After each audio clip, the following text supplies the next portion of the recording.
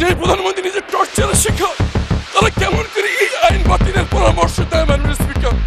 গতকাল সংসদে যখন কাঁদতে কাঁদতে আয়নাঘরের বিভীষিকাময় দিনগুলোর কথা বলছিলেন ব্যারিস্টার আরমান বিন কাসেম, তখন পুরো সংসদ পিন পতন নীরবতা। তার সাথে কেঁপে উঠেছে পুরো দেশ।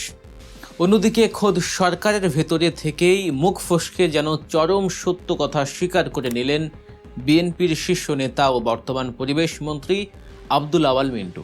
তিনি কি তবে নতুন কোনো গণ অভ্যুত্থানের ভয় পাচ্ছেন? কেন তিনি বললেন জেনজি বা তরুণ প্রজন্ম আবারও রাস্তায় নামতে পারে? আর ব্যারিস্টার আহমদ বিন কাসেম আরমান সংসদে দাঁড়িয়ে এমন কি দাবি তুললেন যা নিয়ে এখন রাজনৈতিক অঙ্গনে তোলপাড় শুরু হয়েছে? বাংলাদেশের বর্তমান রাজনৈতিক প্রেক্ষাপটে পর্দার আড়ালে আসলে কি ঘটছে? যারা এতদিন গুম, খুন আর নির্যাতনের শিকার হয়েছেন, তারা কি সত্যি বিচার পাবেন, নাকি আইনের ফাঁক গলে বেরিয়ে যাবে স্বৈরাচারের দোসররা? আজকে আমরা এই দুটি গুরুত্বপূর্ণ ঘটনার আদ্যপান্ত বিশ্লেষণ করব, যা প্রমাণ করে জনগণের ম্যান্ডেটকে পাশ কাটিয়ে যাওয়ার কোনো সুযোগ আর নেই। তাই পুরো ঘটনা জুড়ে আমাদের সাথেই থাকুন। শুরুতে আসা যাক বিএনপির শীর্ষ নেতা এবং পরিবেশ মন্ত্রী আব্দুল আওয়াল মিন্টুর কথায়। রাজধানীর বনানীর একটি হোটেলে international chamber of commerce Bangladesh আয়োজিত এক অনুষ্ঠানে তিনি এমন কিছু কথা বলেছেন যা দেশের সাধারণ মানুষ এবং বাংলাদেশ জামায়াত ইসলামী দীর্ঘদিন ধরেই বলে আসছে। তিনি যেন অকপটে মুখ ফসকে চরম সত্যটি স্বীকার করে নিয়েছেন। তিনি স্পষ্টভাবে বলেছেন, ভালো রাজনীতি ছাড়া ভালো অর্থনীতি সম্ভব নয়, আবার ভালো অর্থনীতি ছাড়া ভালো রাজনীতির নজিরও পৃথিবীর কোথাও নেই। তার এই কথার গভীরতা অনেক। তিনি স্বীকার করে নিয়েছেন যে এই দুইয়ের অভাবেই সমাজে দারিদ্র্য ও বৈষম্য তৈরি হয়, আর দেয়ালে পিঠ থেকে গেলে বাধ্য হয়ে মানুষ রাস্তায় নেমে আসে। নিজের বক্তব্যের সপক্ষে তিনি বাংলাদেশ ও নেপালের সাম্প্রতিক গণ অভ্যুত্থানের বাস্তব উদাহরণ টেনেছেন। সবচেয়ে চমকপ্রদ ব্যাপার হলো তিনি প্রকাশ্যেই একটি আশঙ্কার কথা জানিয়েছেন।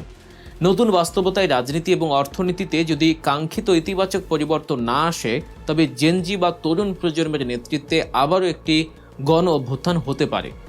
একজন রানিং মন্ত্রীর মুখ থেকে এমন কথা আসাটা কোনো সাধারণ বিষয় নয়। এটি প্রমাণ করে যে তিনি জনগণের পালস বা নারীর স্পন্দন খুব ভালোভাবে বুঝতে পারছেন। বিগত দিনের ভুলগুলো বা বর্তমান কাঠামোর দুর্বলতাগুলো হয়তো তিনি অনুধাবন করতে পেরেছেন। তিনি বুঝতে পেরেছেন যে ছাত্র জনতার যে আকাঙ্ক্ষা, যে রক্তের বিনিময়ে এই নতুন বাংলাদেশ, সেই ম্যান্ডেটকে যদি কোনোভাবে পাশ কাটানোর চেষ্টা করা হয়, তবে পরিণতি ভয়াবহ হতে পারে। এই তরুণ প্রজন্ম আর কোনো ফাঁকা বলিতে বিশ্বাস করবে না। দর্শক, রাজনীতির এই অন্দরমহলের সমীকরণ এবং সত্য ঘটনাগুলোর বিশ্লেষণ জানতে এখনই সাবস্ক্রাইব করুন গল্প নিউজ ইউটিউব চ্যানেল। আপনাদের একটি সাবস্ক্রাইব আমাদের আরও সত্য প্রকাশের সাহস যোগায়। আব্দুল আওয়াল মিন্টু যে ভালো রাজনীতির কথা বলেছেন, সেই ভালো রাজনীতির প্রথম শর্তই হলো ন্যায় বিচার প্রতিষ্ঠা। আর এই ন্যায় বিচারের দাবি নিয়ে সংসদে এক আবেগ ঘন এবং হৃদয় বিদারক বক্তব্য রেখেছেন বাংলাদেশ জামায়াত ইসলামীর সংসদ সদস্য নেতা এবং গুমের শিকার হওয়া ব্যারিস্টার আহমদ বিন কাসেম আরমান। তার এই বক্তব্য শুধু তার নিজের নয়, বরং আয়না ঘরে বছরের পর বছর বন্দী থাকা শত শত মুজলুমের আর্তনাদ। সংসদে দাঁড়িয়ে ব্যারিস্টার আরমান যে প্রশ্নটি তুলেছেন তা অত্যন্ত যৌক্তিক এবং চাঞ্চল্যকর। তিনি বলেছেন যে প্রধানমন্ত্রী নিজে টর্চারের শিকার, কেমন করে তারা এই আইন বাতিলের পরামর্শ দেয়? তিনি মূলত গুম প্রতিরোধ ও মানবাধিকার কমিশন সংক্রান্ত আইনগুলো বাতিল বা সংশোধনের সুপারিশের তীব্র সমালোচনা করেছেন। তার প্রশ্ন, যারা নিজেরা গুমের শিকার, যারা আয়নাঘরের ভুক্তভোগী, তাদের সাথে কোনো ধরনের আলোচনা না করে, কোনো অংশীজনের মতামত না নিয়ে কিভাবে এমন আইন বাতিলের সুপারিশ করা হয়? তার বক্তব্যের প্রতিটি শব্দে ছিল মৃত্যু কূপ থেকে ফিরে আসার ভয়াবহ স্মৃতি। তিনি সংসদে দাঁড়িয়ে বলেন, আমি আজ এখানে দাঁড়িয়ে আছি একটি অন্ধকার ঘর থেকে ফিরে এসে, যেখানে আমার মতো শত শত লোককে নিয়ে যাওয়া হয়েছিল, কিন্তু তাদের আর ফিরে আসার সৌভাগ্য হয়নি। তিনি বর্ণনা করেছেন কিভাবে সেই অন্ধকার প্রকোষ্ঠে তারা মৃত্যুর প্রহর গুনতেন। মনে করতেন এই অন্ধকার ঘরে হয়তো তাদের মৃত্যু হবে, অথবা ঘাতকরা এসে তাদের হত্যা করবে। তিনি বলেন, সেখানে কথা বলার কেউ ছিল না। কীট পতঙ্গ, টিকটিকি আর পিঁপড়ার সাথেই তাদের কথা বলতে হতো। বাইরের পৃথিবীতে দিন হচ্ছে নাকি রাত তা বোঝার কোনো উপায় ছিল না। জীবন্ত কবরে থাকার মতো সেই দিনগুলোতে মৃত্যুকেই হাজার গুণ শ্রেয় মনে করা হতো তাদের কাছে। সবচেয়ে মর্মান্তিক বিষয়টি তিনি তুলে ধরেন যখন তিনি বলেন যে প্রতিদিন রাতে মৃত্যুর পদধ্বনি শুনতে শুনতে তিনি সূরা ইয়াসিন পড়তেন, যাতে মৃত্যুটা অন্তত সহজ হয়। কিন্তু ভাগ্যের নির্মম পরিহাস, যে তরুণ সমাজ, যে জেনজি নিজেদের জীবন বাজি দিয়ে, চোখ হারিয়ে, পা হারিয়ে এই ফ্যাসিবাদকে বিদায় করেছে, তাদের সেই আত্মত্যাগের কারণেই ব্যারিস্টার আরমান সহ গুম হওয়া মানুষগুলো আজ দুনিয়ার আলো দেখছেন। ব্যারিস্টার আরমান অত্যন্ত জোরালোভাবে স্পিকারের দৃষ্টি আকর্ষণ করে বলেন, এই মজলুমদের কান্না শুনতে হবে। বিগত ফ্যাসিস্ট আমলে এমন কেউ নেই যে জুলুমের শিকার হয়নি। তাই এই বাংলার মাটিতে যেন আর কোনোদিন এমন গুমের ঘটনা না ঘটে, তা নিশ্চিত করতেই আইনগুলো করা হয়েছিল। কিন্তু একটি বিশেষ কমিটি যখন এই আইনগুলো বাতিলের সুপারিশ করে, তখন ভুক্তভোগীদের মনে স্বাভাবিকভাবে প্রশ্ন জাগে, তবে কি ঘাতকরা আইনের ফাঁক গলে বেরিয়ে যাবে? অবশ্য সংসদে আইনমন্ত্রীর পক্ষ থেকে এর একটি জবাব দেওয়া হয়েছে। বলা হয়েছে যে গুমের শিকার সদস্যদের প্রতি অবিচার করা হবে না।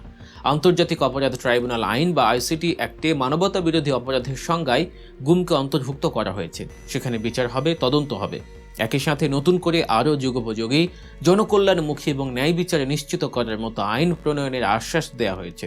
বলা হয়েছে যে এই আইন প্রণয়নের ক্ষেত্রে ব্যারিস্টার আরমান সহ ভুক্তভোগীদের মতামত নেওয়া হবে, যাতে অপরাধীরা কোনোভাবেই পার পেয়ে না যায়।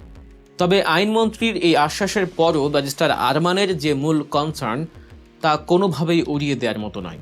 কারণ বাংলাদেশের অতীত ইতিহাস বলে, আইনের ফাঁকফোকর ব্যবহার করে অনেক বড় বড় অপরাধী পার পেয়ে গেছে। ব্যারিস্টার আরমান স্পষ্ট ভাষায় বলেছেন, গুমের সাথে জড়িত যারা সরাসরি মৃত্যুর প্রহর গুনতে বাধ্য করেছে নিরপরাধ মানুষদের, তাদের সর্বোচ্চ শাস্তি নিশ্চিত করতে হবে।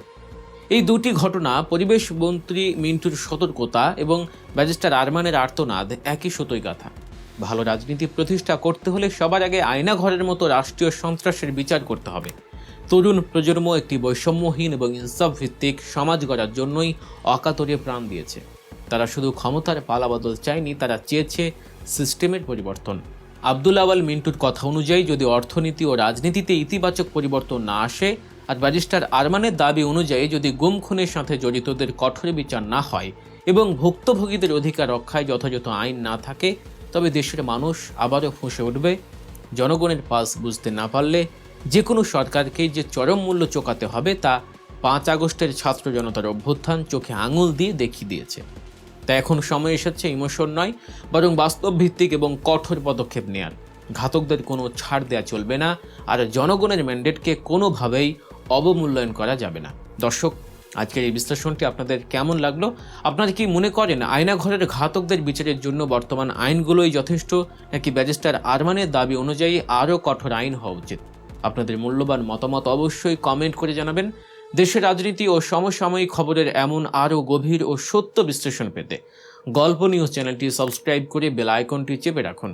আপনাদের সচেতনতায় পারে একটি সুন্দর ও জবাবদিহিমূলক বাংলাদেশ গড়তে। ভালো থাকবেন, সুস্থ থাকবেন, গল্প নিউজের সাথেই থাকবেন। আল্লাহ হাফেজ।